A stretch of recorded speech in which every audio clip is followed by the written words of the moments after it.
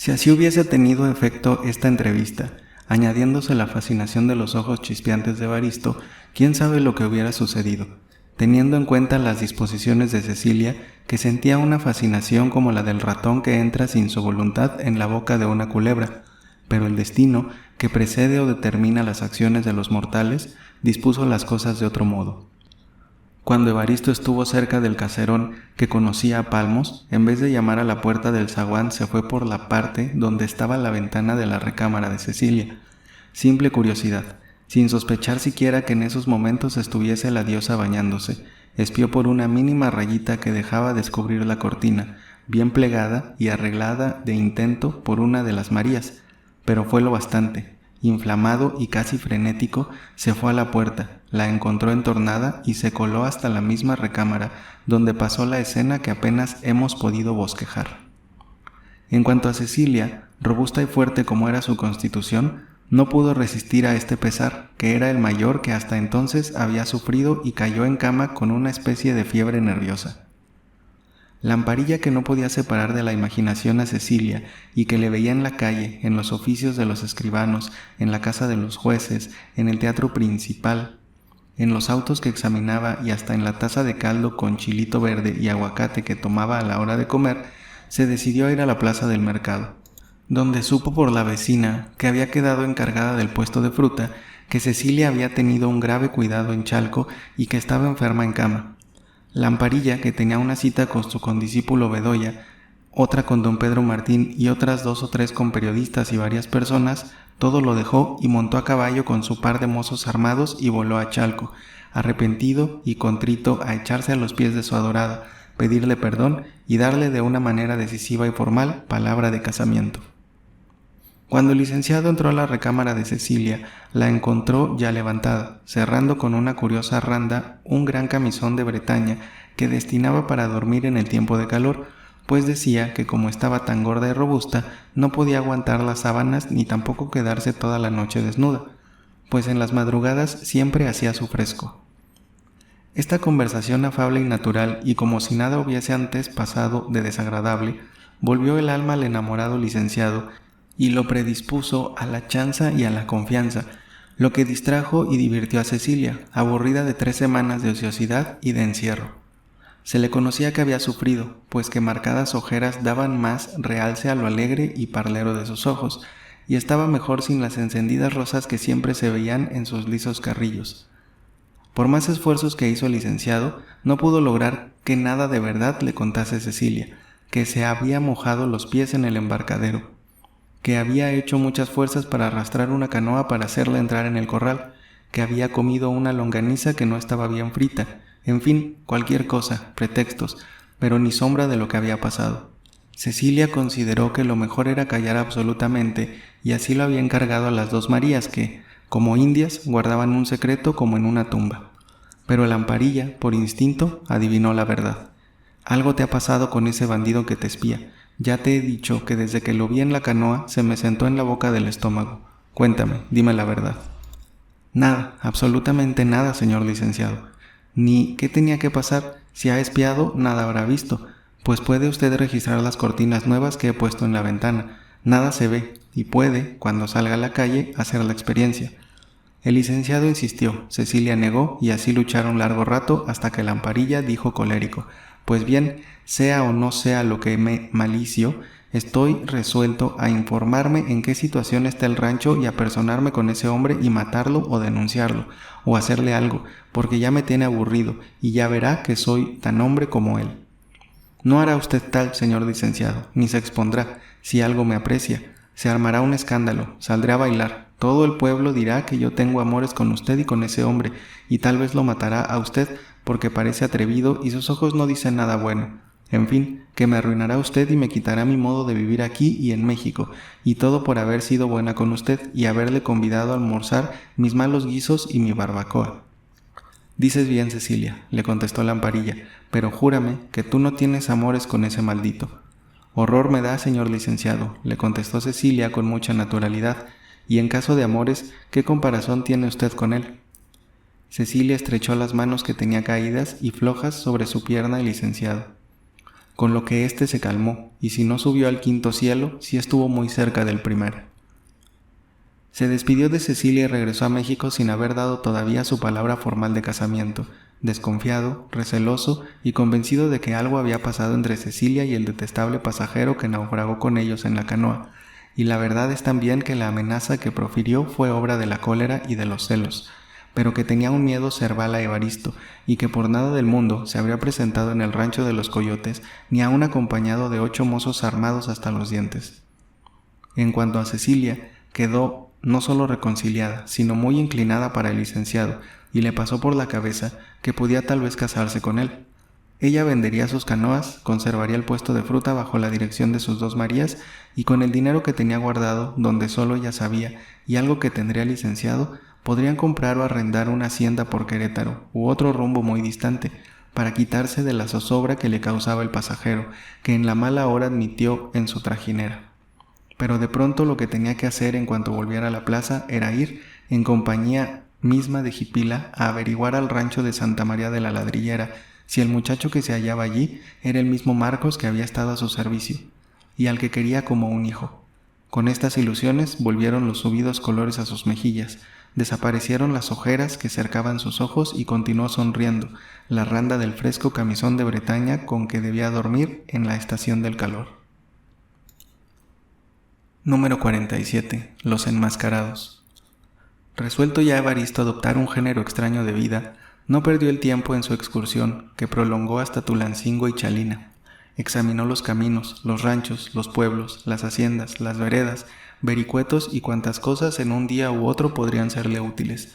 Indagó sagazmente quiénes eran los personajes principales de los pueblos, en qué época acostumbraban los propietarios visitar sus fincas, si caminaban solos o con mozos de escolta, cuáles eran los mesones más solos o los más concurridos, qué comunicación tenían las montañas y los bosques unos con otros o si solo había veredas de ganado. Satisfecho de sus averiguaciones, regresó cautelosamente a su rancho de los Coyotes y cerciorado por Hilario de que no había ocurrido ninguna novedad y de que no se había presentado alma viviente, se instaló de nuevo y pasó días y días cavilando en sus planes y en la manera de desarrollarlos, sin perder la esperanza de arrebatar a Cecilia y llevarla al corazón de la montaña, para lo que comenzó él mismo a construir un jacal en el lugar más oculto e intrincado de la sierra, que en caso apurado le pudiese servir de refugio. Concluido este trabajo, se decidió en poner en planta sus planes. Comenzó por establecer en los linderos del monte de Río Frío un corte de carbón, y como ya no había necesidad de labores en el campo, decidió toda la cuadrilla a este trabajo, que le fue muy productivo, pues en pocas semanas reunió una existencia considerable de pacas que se proponía vender en el tiempo de las aguas, en que sube considerablemente el precio, pero no era más que el pretexto y no el negocio principal. Ya había tanteado a Hilario, lo había encontrado sagaz, ladino, ambicioso, atrevido, en una palabra, ladrón, con todas las cualidades necesarias para hacerlo, y en efecto, ese Hilario había hecho sus expediciones por aquí y por allá, sirviéndose de la cuadrilla ambulante que mandaba, compuesta de individuos perfectamente estúpidos, reservados y enteramente sujetos a su voluntad, pero no queriéndose dar a conocer, porque no pensaba que su nuevo amo Evaristo se inclinase por ese lado. La aventura del ranchero del Mezquital, que se encontró muerto en el monte, rompió el hielo. Un día que Evaristo e Hilario recorrían las siembras y combinaban sus disposiciones para el corte de la cebada, Hilario dijo: «Ya quisiera mi amo encontrarse todos los días caballos como el alazán, que parece que se va ya amansando. Y como que sí, caballos como ese no se encuentran ni por 200 pesos. Pues no más que su merced quiera, tendrán que escoger. Ya su merced sabrá que desde el corte del carbón basta el mero camino de Río Frío, se va por la vereda en un abrir y cerrar de ojos. Y no hay un día en que no transiten pasajeros bien montados y que no lleven armas. Yo no dejo de conocer estos lugares y las 2 barrancas principales. No es necesario más que dejarse caer por la veredita que yo le enseñaré a su merced, y ni el diablo mismo podría agarrar a uno». Evaristo se quedó mirando fijamente a Hilario, y éste, sin turbarse, se quitó el sombrero y le dijo: «Como su merced guste, yo estoy ya acariciando en el rancho, y trabajando se puede ganar mucho más sin correr riesgo». De esta conversación de generalidades pasaron a pormenores muy interesantes, y la nueva vida comenzó en la semana siguiente. Muy de madrugada montaba a caballo Evaristo en el alazán tostado que al fin había logrado dominar dándole sal en la mano, limpiándolo y echándole de comer él mismo todos los días. Era un caballo admirable. Saltaba una zanja como un venado, subía las pendientes con atrevimiento y las bajaba con cuidado. Apenas se levantaba la rienda, se disparaba como un rayo. Al menor ruido, paraba las orejas, se estremecía y avisaba al jinete. Y tenía una boca que un niño lo podía manejar con una madeja de seda. Evaristo estaba encantado y decía: Dios me ha deparado este animal para que me salve la vida cuando corra peligro. Cuando comenzaba a salir el sol por los bordes de las montañas, ya Evaristo estaba en el monte, y a poco lo seguía Hilario, regularmente montado y armado. Caminaban a cierta distancia y había convenido en ciertos chiflidos que indicaban peligro, ayuda, fuga, galope, silencio, alarma, etc. Era un telégrafo perfectamente organizado. Cuando convenía que se alejara el uno del otro, el chiflido era doble. Cuando necesitaban obrar juntos, 3 chiflidos seguidos los ponían en contacto con un galope. La apariencia, por los arreos y bolsas que colgaban en la silla del caballo, era de viajeros pacíficos que vienen de tierra adentro a buscar efectos y ganados a la costa. Las armas las llevaban ocultas y una espada con una vieja cubierta de cuero apenas asomaba por entre los ijares del caballo. Tenían 2 máscaras negras en la bolsa para ponérselas cuando conviniera, pero siempre salían disfrazados, unas veces con grandes bigotes y sin patillas, otras con patillas espesas y sin bigote. Tenían también varios sombreros, chaquetas y calzoneras, y todos los días cambiaban de traje y de fisionomía, pintándose las cejas, llenándose de lunares la cara, envolviéndose la cabeza con un pañuelo encarnado o poniéndoselo en el pescuezo como si estuvieran enfermos de las muelas o de la garganta. A los indios con sus burros cargados de frutas o de cualquiera otra cosa los dejaban pasar, correspondiendo a su saludo. Con los arrieros y carreteros que conducían carga del comercio para México, lejos de hostilizarlos, trababan conversación. Y a veces sabía que almorzaban en el hato. Habían convenido en no maltratar, herir ni matar a nadie a no ser en caso de propia defensa. Cuando encontraban uno o más pasajeros, bien montados y armados, los saludaban quitándose el sombrero y ponían sus caballos al tranco, ladeándose sobre el estribo derecho y como fingiéndose muy cansados. Pero al desgraciado que iba sin armas y que fácilmente le conocían el miedo en la cara y cuyo caballo era regular, le mareaban el alto, se lo llevaban a las motas del monte que ellos conocían, le vendaban los ojos, lo hacían caminar en todas direcciones para que perdiera el rumbo, le pelaban el cabello y cuanto tenía de algún valor y lo dejaban amarrado a un árbol y de manera que, aunque con algún trabajo, se pudiera desatar. Siempre cuidaban de que estos lances fueran en la dirección opuesta a las veredas que conducían a las barrancas, y por las palabras que de intento cambiaban, daban lugar a que el robado creyera que eran de Tenango del Aire o de otros pueblecillos rabones que tenían muy mala fama. Estos paseos, que a veces se prolongaban por el camino real hasta San Martín o de bajada hasta Yotla, donde se provenían de pan, de aguardiente y de otras necesarias, no les producían gran cosa en semanas enteras, pero había otras en que les favorecía la suerte y pelaban a 3 o 4 desgraciados, amenazándolos con la muerte si decían algo, y con esto ya habían reunido unos 8 caballos regulares y algunos reales en efectivo. Para mayor precaución, habían hecho arriba de la casa del rancho y en un lugar escondido un fuerte corral donde tenían los animales y ellos montaban para ir a la Blanca o a los pueblos, caballos comprados, con su papel de venta y su fierro al margen, conocidos de todo el mundo y que podían beber agua en cualquier parte. Todas estas eran mañas de Hilario, que había sido ladrón más de 10 años atrás y fugándose de la cárcel de Tulancingo, había, por una larga temporada, vuelto a la vida quieta y honrada como caporal de cuadrillas ambulantes. La montaña, en la época de que vamos hablando, estaba efectivamente tranquila y segura, y las diligencias de Puebla y Veracruz pasaban sin accidente. Había estallado por Jalisco una revolución y allá habían acudido los macutenos y ladroncillos de todas partes a engrosar las filas de los pronunciados, huyendo también de la leva, pues el gobierno, para defenderse, trataba con energía de poner 4 o 6 mil hombres más sobre las armas. Así, Evaristo e Hilario tenían el monopolio del robo, eran los dueños y señores de la montaña y no temían ser de ninguna manera perseguidos.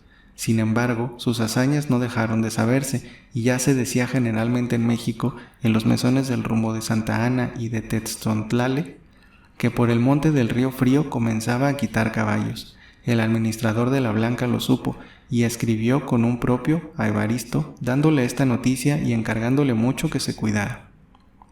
La cosecha fue abundante, especialmente la de cebada, tanto que la misma hacienda de la Blanca, donde se había dado muy mal, se la compró entera, reservándose el rancho solo la necesaria para semilla y para el gasto. Evaristo e Hilario habían realizado unos 600 pesos cada uno y una docena de caballos. Contentos con el buen resultado de sus hazañas, se decidieron a darles vuelo y mejor organización. Asegurados por repetidas experiencias de la obediencia y absoluta tontera de la cuadrilla, una mañana antes de comenzarse la pizca del maíz, reunieron a todos los joseses y los mandaron formar en fila. «Van a dejar», les dijo Evaristo, «esos capotes de palma hasta que vuelvan las aguas, y para el frío les voy a dar estas frazadas, sin descontarles nada de zorralla, se las doy dadas, porque se han portado bien».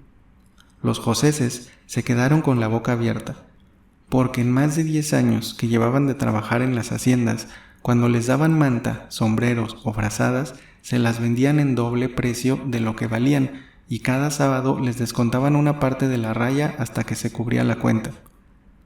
«Desde hoy vamos a hacer otro ajuste», continuó Evaristo. «Si les conviene bien, y si no, en cuanto se acabe la pizca se marchan a otra parte a buscar trabajo, e Hilario se quedará conmigo en la finca». «Sí, padrecito», contestaron en coro los joseses con la mayor humildad inclinando la cabeza. «Oigan bien, y cuidado con chistar a nadie una palabra. El que chiste será encerrado en una caballeriza con un cepo en los pies por 8 días y después recibirá 25 azotes y volverá al cepo, y así hasta que se muera». «Sí, padrecito», contestaron los joseses inclinando más la cabeza como si ya fuesen a recibir los 25 azotes. «Pero si se portan bien», prosiguió Evaristo, «será muy diferente. Voy a ajustarlos por 1 año para peones de la finca, para carboneros y para ladrones del monte. Cuando trabajen de peones tendrán 3 reales diarios, cuando trabajen de carboneros 4 reales y cuando trabajen de ladrones 6 reales y una parte de lo que se gane, pero tienen que hacer cuanto se les mande y si es necesario, dejarse matar». La cuadrilla, al oír todo esto, que no pudo comprender bien, no contestó inmediatamente el sí, padrecito, que siempre tienen en la boca los indígenas, sino que se quedó callada y reflexionó.